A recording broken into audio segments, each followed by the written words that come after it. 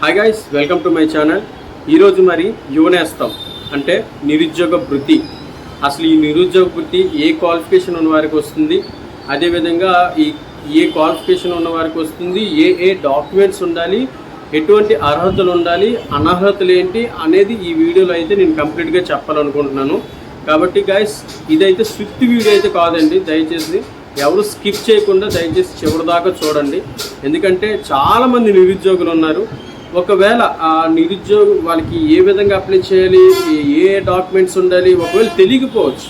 అనేక పనుల్లో ఉంటారు కదా, ఒకవేళ తెలియకపోవచ్చు. కాబట్టి ముందుకుండా నేనైతే ఈ విషయం చాలామందికి చేరవేయాలని అయితే నేను కోరుకుంటున్నాను. ఓకే గైస్, ఖచ్చితంగా వీడియోని అయితే స్కిప్ చేయకుండా చూడండి. ఇక మన విషయానికి వెళ్ళినట్లుగా అయితే మనకి 2018 సంవత్సరంలో మనకి చంద్రబాబు నాయుడు గారు లాస్ట్ 6 months వరకు మనకి నిరుద్యోగ వృత్తి వేశాడండి. అది ఎంత ఆ సమయంలో 1000 రూపాయలు లెక్క వేశాడు. కానీ మనకి ప్రధానంగా ఇప్పుడు కూటమి విజయం సాధించిందంటే దాంట్లో యువత తాలూకా ప్రాధాన్యత చాలా ఎక్కువే ఉంది. ఎంత ఎక్కువ అంటే దగ్గర చాలా ఎక్కువే ఉందని చెప్పి నేను ఇప్పుడు పర్సంటేజ్లో లెక్కేయను. ఎందుకంటే చాలా ఎక్కువ ఉందన్నమాట. ఎక్కువ ప్రాధాన్యత యువతదే ఉంది. ఎందుకంటే వారికి కూటమి ప్రభుత్వం ఇచ్చిన ఆ తాలూకా పథకాలు అనేది చాలా ఆకర్షణీయంగా, చాలా ఉత్తేజభరితంగా ఉన్నాయి. అది అందుకనిసే యువత ఎక్కువ మంది కూటమి వైపు చూడడం జరిగింది. అదేవిధంగా కూటమి కూడాను ఫస్ట్ సంతకం మరి మెగా డిఎస్సి పైన వేయడం జరిగింది. అదేవిధంగా స్కిల్ డెవలప్మెంట్ అంటే ఫస్ట్ భారతదేశంలో మొట్టమొదటిసారిగా మరి నైపుణ్య గణన జిల్లాల వారీగా చేపట్టింది మన ఆంధ్రప్రదేశ్ ఒకటే. సో అది కూడా భారతదేశం మొత్తం హర్షిస్తుంది ఆ విషయంలోని. ఇక చూసుకున్నట్లయితే నిరుద్యోగ భృతి అనేది ఎక్సలెంట్ స్కీమ్ అండి. నిజంగా నిరుద్యోగులకి ఒక ఫైనాన్షియల్ భరోసా అనమాట. అంటే ఇప్పుడు కొన్ని బుక్స్ కొనుక్కోవాలన్నా, ఫీజులు కట్టుకోవాలన్నా, ట్యూషన్లకు వెళ్ళాలన్నా, కోచింగ్లకు వెళ్ళాలన్నా నిరుద్యోగ వృత్తి అనేది ఒక సపోర్ట్ అండి. దగ్గర 18 సంవత్సరాల నుంచి 35 సంవత్సరాల వరకు మనకి నిరుద్యోగ వృత్తి వస్తుంది. అది ఎక్కువే. అంటే 35 సంవత్సరాలకే కదన్యా, మరి ఇంకా మనకి ఏముంది నిరుద్యోగ వృత్తులు అంటే 40 సంవత్సరాల వరకు ఎవరు పని చేయకుండా అయితే ఎవరు ఖాళీగా కూర్చుని చదవరు. మ్యాక్సిమం 30 సంవత్సరాల వరకు మ్యాక్సిమం ప్రయత్నిస్తాడు. తర్వాత ఏదో కంపెనీలోనో ఏదో చేయి వృత్తో లేకపోతే కుల వృత్తిలో ఏదో ఒకటి చేసుకుంటారు. కాబట్టి 35 సంవత్సరాల వరకు అయితే మనకైతే ప్రభుత్వం అవకాశం ఇచ్చింది.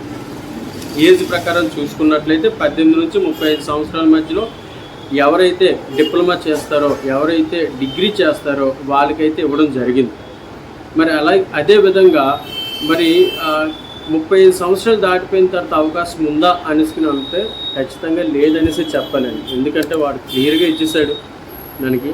అయితే త్వరలో ఈ నిరుద్యోగ వృత్తి యువనేస్తం పథకం కింద మనకి ఈ నిరుద్యోగ వృత్తి వచ్చే అవకాశం ఉంది. కావున దానికి కావాల్సిన డాక్యుమెంట్స్ ఏవేవి ఉండాలో ఈ వీడియోలో నేను ప్రధానంగా చెప్పాలనుకుంటున్నాను.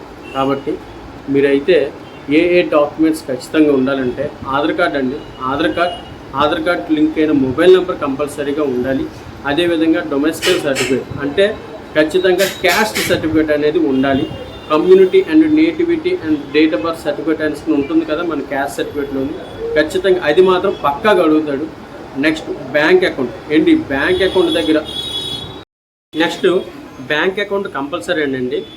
యాక్చువల్గా బ్యాంక్ అకౌంట్ ఒక చిన్న ప్రాబ్లం వస్తుందండి. మనం ఒక దగ్గర బ్యాంక్ అకౌంట్ ఓపెన్ చేసి దాన్ని వాడకుండా ఇంకో దగ్గర బ్యాంక్ అకౌంట్ ఓపెన్ చేస్తూ ఉంటాం.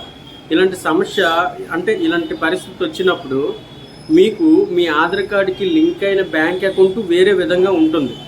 కాబట్టి ముందు మీ ఆధార్ కార్డుకి ఏ బ్యాంక్ అకౌంట్ లింక్ అయిందో అది కన్ఫర్మ్ చేసుకోండి. దాని తర్వాత మనం స్కీమ్కి అప్లై చేసుకోండి. అదే కానీ ముందు మీరు స్కీమ్కి అప్లై చేసిన తర్వాత డబ్బులు ఆ సమయానికి డబ్బులు పడలేదు అంటే ఖచ్చితంగా అది మీ ఫాల్టే. ఎందుకంటే ఒకవేళ మీరు వాడిన బ్యాంక్ అకౌంట్ మీ ఆధార్ కార్డుకి లింక్ అయ్యింది అనుకోండి, వెంటనే మనం బ్యాంక్కి వెళ్ళి మన ఆధార్ కార్డు ఇచ్చి మనకి ఇప్పుడు ఏ బ్యాంక్ అయితే లింక్ అయ్యి ఉందో, మన ఆధార్ కార్డు ఏ బ్యాంక్ అకౌంట్ అయితే లింక్ అయ్యిందో ఆ బ్యాంక్కి వెళ్ళి ఆ అకౌంట్ ఇన్యాక్టివేషన్లో ఉంటే యాక్టివేట్ చేసుకోండి. అది మాత్రం మీరు ఇది మాత్రం గమనించుకోవాలి. మళ్ళీ పెట్టిన తర్వాత మళ్ళీ మనకి డబ్బులు పడలేదు అందుకంటే మనం ఏమీ చేయలేమండి. అది మాత్రం మీరు జ్ఞాపకం ఉంచుకోండి. మనకు ఒక నెల డబ్బులు పోయినట్టే కదండి. దాదాపు 3,000 రూపాయలు, అంటే రోజుకు 100 రూపాయలు. మనం కష్టపడినా సరే 100 రూపాయలు ఇప్పుడు రావట్లేదు. సో అది మాత్రం జ్ఞాపకం చేసుకోండి. ఖచ్చితంగా మీరు బ్యాంక్ అకౌంట్ మాత్రం NPCI అది అయ్యిందా లేదా, లింక్ అయ్యిందా లేదా, మ్యాపింగ్ అయ్యిందా లేదా, ఖచ్చితంగా మీరు నెట్ సెంటర్కి వెళ్ళి తెలుసుకోవాల్సిన అవసరం అయితే ఉంది. ఒకవేళ మీకు కానీ ఎక్కడైనా చెప్పలేదు అని అంటే నాకు కామెంట్ సెక్షన్లో మీ ఆధార్ కార్డ్ నెంబర్ చెప్పండి, మీకు ఏది లింక్ అయ్యిందో.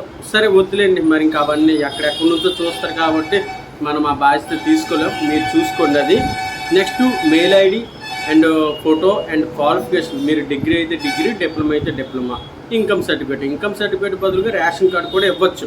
కాకపోతే ఇప్పుడు ప్రభుత్వం మారింది కాబట్టి రైస్ కార్డ్ని రేషన్ కార్డుకి మారుస్తారో లేకపోతే ఈ రైస్ కార్డే మరి కంటిన్యూ చేస్తారో ఏదైనా అనేది నోటిఫికేషన్ వచ్చినంత వరకు మనం వెయిట్ చేయాల్సిందే.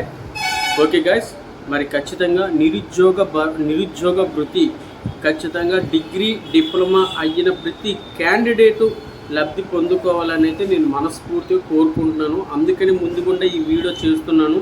ఒకవేళ ఈ డాక్యుమెంట్స్ ఎక్కడైనా మిస్ అయిపోయిందేమో ఒక్కసారి చెక్ చేసుకోండి. నేను మరొక్కసారి నా సైడ్ ఒక లిస్ట్ అనేది ఇస్తాను, ఏ డాక్యుమెంట్స్ కావాలనేది. అది మీరు స్క్రీన్ షాట్ తీసుకుని మరి ప్రిపేర్ చేసుకోవడం కానీ చెయ్యండి. ఓకేనా guys, all the best guys. ఇంకా ఈ 2024 ప్రతి ఒక్కరు జాబ్ సాధించాలా, అదే నా కోరిక.